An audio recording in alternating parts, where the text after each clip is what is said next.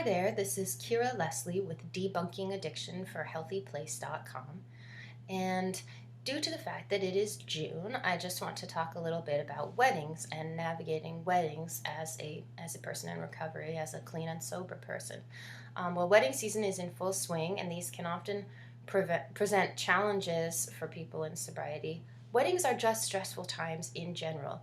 We have a strange relationship in our culture to weddings. It's these events that are supposed to be one of the most important days of people's lives, and yet they're the source of so much stress. And even in movies, it's the butt of a joke oftentimes how guests get completely intoxicated at weddings and make foolish decisions. So let's not have that be us.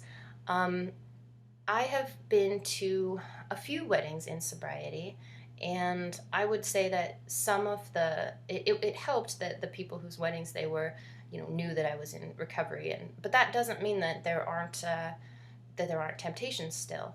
And so I think that the same kind of tips apply at weddings as in any other situation you might attend where there's alcohol, which would be, if it's important to you that you have a drink in your hand so that somebody who presents you with asks if you want a drink, you can say, no, I'm good. Then take a non-alcoholic drink, order a non-alcoholic drink, and just keep it with you and keep sipping on it so that you can have a drink in hand if you are presented with something.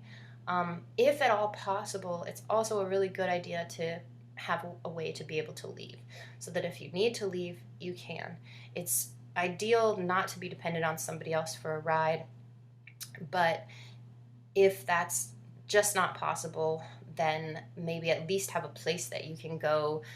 Make an escape plan. Make a plan for a different room that you can go to, or something that you can do if you really just need to slip away, or that you can call a cab or an Uber or what have you.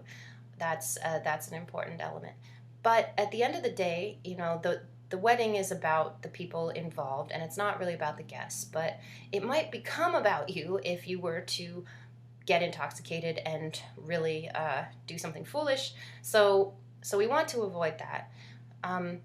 So if you don't drink, it might feel weird at the time, especially if you're pretty early in recovery. It might feel like everybody's drinking and you're the odd person out, but nobody's going to remember that.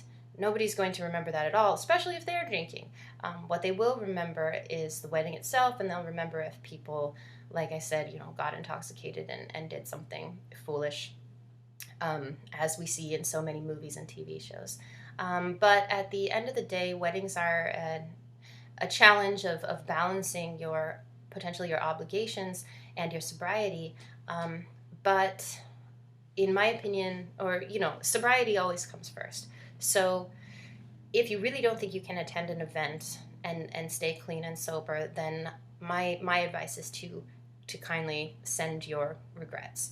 And if the people are your friends, they should understand, especially if you send along a gift, which is usually something that people do with weddings too. So, with that being said, congratulations to everybody that's getting married this summer, and have a good summer, everybody. A good, clean and sober summer.